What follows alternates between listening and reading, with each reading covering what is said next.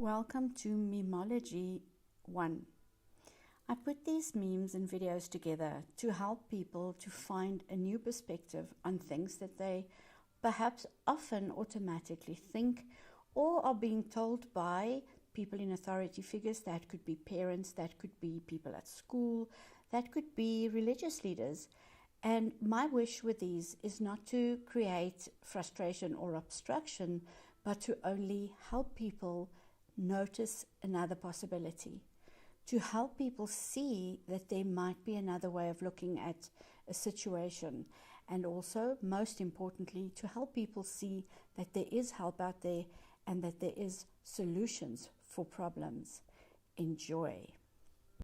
The first relationship that we are in is the one with ourselves, and we often forget that we are in constant conversation with ourselves. And everything happens in our thoughts first.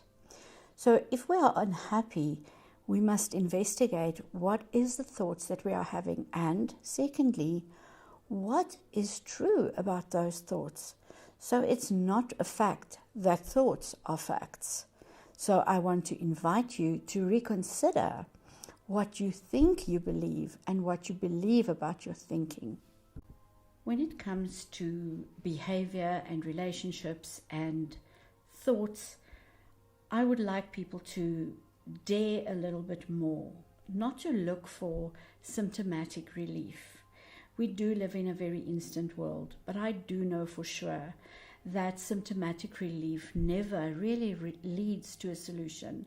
So dare to dig deeper, dare to look at what scares you, dare to find the actual cause of the problem and solve that, because I know, I have seen in 30 years of work with people that that is where the real joy, the real success, and the real solutions lie. One of the three biggest issues that I deal with in my practice is relationships. The other two, anxiety and depression, often caused by relationships. I want to allude you to a small clue about what people experience in relationships and often make it null and void, often dismiss it as, it's nothing, he or she is just in a bad mood. But it is the issue of invalidation. When your partner or your parent invalidates what you say, think, feel, and believe, it is reason for you to investigate the health of that relationship. When we are young, we all dream about being in a fantasy or romantic relationship with somebody. And yes, it is probably the most amazing thing to have a true connection with somebody and really be a healthy partner to another human being. However, I have to issue a warning. When we are in relationship with somebody and they are not as invested as you are, you need to rethink the relationship before it continues, because a relationship are the single biggest risk you can take. Who we spend our time with can ultimately destroy not only just your life, but the children you might be having with that person. And yes, no matter how horrible that sounds, it is indeed never too late to devise an exit strategy, something that I have unfortunately and also fortunately have helped many people with, whether they were married for 10, 15, or just like this morning, 28 years of marriage. It is far better to exit than to stay in a relationship. It is far more important for your children's health to not be an enabler, to reclaim your worth so they can learn that from you, to close the door on abuse. When we are young, we all dream about being in a fantasy or romantic relationship with somebody. And yes, it is probably the most amazing thing to have a true connection with somebody and really be a healthy partner to another human being. However, I have to issue a warning. When we are in relationship with somebody and they are not as invested as you are, you need to rethink the relationship before it continues, because a relationship are the single biggest risk you can take. who we spend our time with can ultimately destroy not only just your life, but the children you might be having with that person. And yes, no matter how horrible that sounds, it is indeed never too late to devise an exit strategy, something that I have unfortunately and also fortunately have helped many people with, whether they were married for 10, 15, or just like this morning, 28 years of marriage. It is far better to exit than to stay in a relationship. It is far more important for your children's health to not be an enabler, to reclaim your worth so they can learn that from you, to close the door on abuse.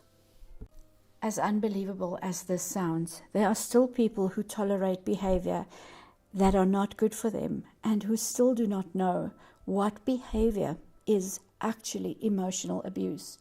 So it is really important that we use the information that is so freely available to get to know the realities of what abuse is, because knowledge is power in this case specifically, because the more you become aware of what's really going on, the better you can arm yourself against it, and if need be, to plan a way out. And when I say that, I always feel so bad, because I don't want people to think that I am pro-divorce or pro just packing up and leaving, but I cannot also condone or promote the concept of staying in a psychologically dysfunctional environment, especially when you have children. And remember, if you choose to stay for the sake of the kids, you're also choosing to stay, and you are becoming a co-responsible person for the pain and suffering and trauma that these children will be growing up with. And I know that is a heavy thing to say, but it is something seriously important to think about.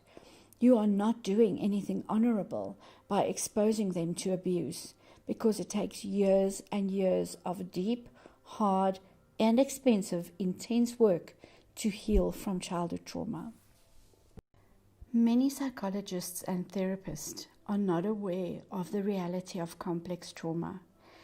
Complex trauma can be something like growing up in a family of dysfunction, or in a home where neglect or substance abuse or violence, even verbal violence, impacted on the development of a child.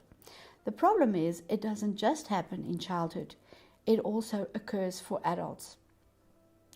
So do not think, oh, it sounds so dramatic, complex trauma, when in fact it can physically make you ill. So educate yourself, read up about it, compare the facts around it, and see if this is not something you should give attention to, because it is never too late to get help for this. Every time I bring up the subject of being codependent, whether it is with a friend, a client, a colleague, I feel the cringe on the inside, because people don't like a label, and no, nor do I, but it is often important to have a diagnosis in order to be able to help the person work in a specific direction to resolve a problem. Another way of thinking about codependency is to call it self-love deficit disorder. And I really truly feel that this definition is by far more realistic and a lot more kind, because that's exactly what's going on. A person who is codependent puts other people first. A lot of women that I work with say, but that's how they were brought up. That's what you're supposed to do. And that's exactly also where generation after generation things are perpetuated. Women don't learn that their kids are more capable than they think. Women don't learn that their partner can also function independently. So it's really a very dangerously widespreading situation if we do not question our own level of enabling and our own level of our own invalidation and our own lowering of our self-worth and heightening that of other people. In the eyes of our Creator, I do believe we are all equal, and it is important to allow people to do for themselves what they are capable of. Especially young children, we really do too much for them, and yes, I get in trouble for saying that. A mother often enjoys lavishing love on her kids, doing things for them because she loves them, And that's not what I'm talking about. I'm talking about the dangers of enabling somebody to not become who they're capable of being, or to do things for other people that they can do for themselves, or take responsibility for things that are not your fault. The problem is children look and learn, and they also learn from us how to behave either healthily or unhealthily in a relationship. And the patterns that we form for our children becomes their adult lives. So I invite parents to think about their own levels of codependency, enabling, and also their lack of self-love. We can really change the world into a far better and healthier place if we teach our children and model to them what balanced, healthy self-love is. Further expansion on the subject of codependency or self-love deficit disorder is often the lack of healthy, firm and consistent boundaries that are logical, rational and fair. So I added this short list of what boundaries sound like. However, I must say, if you want to learn more about it, I have an 8-page questionnaire that you can fill in to help you see the level of emotional health or enablement or codependency that you may be dealing with. And it's also a great tool to help people to see where the line of health lies for them. And this questionnaire is for free. You are welcome to email me at hello@justfrida.com. I'd be more than happy to send you the questionnaire and also answer any questions that you may have about it. Thank you for spending your time on this slideshow. I hope it was informational and helpful. Remember that I am available on Zoom, on Skype, and I deal with trauma, depression, anxiety, relationship issues, coaching, as well as counseling, therapy. Feel free to contact me. I am registered with most medical aids in South Africa, so you are welcome to drop me a line and ask questions. And if you have any other inquiries, I'm more than happy to answer your questions. Thank you.